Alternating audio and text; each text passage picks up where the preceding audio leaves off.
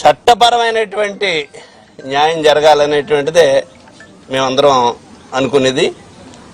ఆ కుటుంబానికి ఆ చనిపోయిన వ్యక్తిని ఎవరు తీసుకొచ్చేయలేరు, ప్రభుత్వాన్ని తీసుకురాదు, ఎవరు తీసుకురాలేరు, కోర్టులు కూడా తీసుకురాలేవు. కానీ ఇటువంటి దుర్మార్గంగా ప్రభుత్వాలు అనేటువంటిది ఒక మనిషిని తీసుకొచ్చి బూడి చేయటం అనేటువంటిది అతను ముద్దాయి అవ్వచ్చు, కాదని మేము అంటలేదు.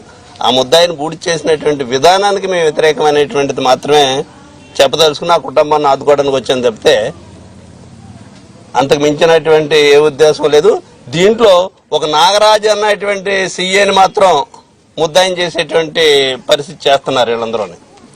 ప్రస్తుతానికి ముద్దాయిగా అతన్ని చూపెట్టి అరెస్ట్ చేసి జైలుకి పంపించారు. కానీ ఒక నాగరాజు పై అధికారులకు తెలియకుండా జరిగినటువంటి విషయం కాదనేటువంటిది మా అందరం ప్రగాఢంగా మాకున్నటువంటి కాస్త అవగాహనలో మాకు అర్థమైనటువంటిది. దీంట్లో సిపి గారిని, ఉన్నతాధికారులను ఇంకా కొంతమందిని తప్పించి ఈ కేసులో నాగరాజుని బలిపశం చేయడానికి చేస్తున్నటువంటి ప్రయత్నాలు స్పష్టంగా కనపడుతున్నాయి. అటువంటి ప్రయత్నాలు జరగకూడదనేటువంటిదే ఈ ప్రభుత్వాన్ని మేము డిమాండ్ చేస్తున్నాం. ఇందులో ఎవరి ప్రమేయం ఉందో ఎవరెవరికి తెలుసో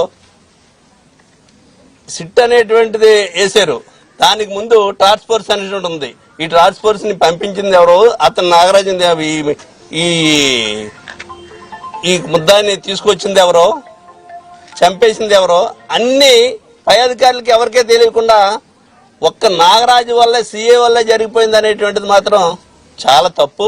దీంట్లో ఉన్నటువంటి వాళ్ళు ఎవరైతే ఉన్నారో, ఎవరి ప్రమేయం ఉందో, ఎవరికి తెలిసి జరిగిందో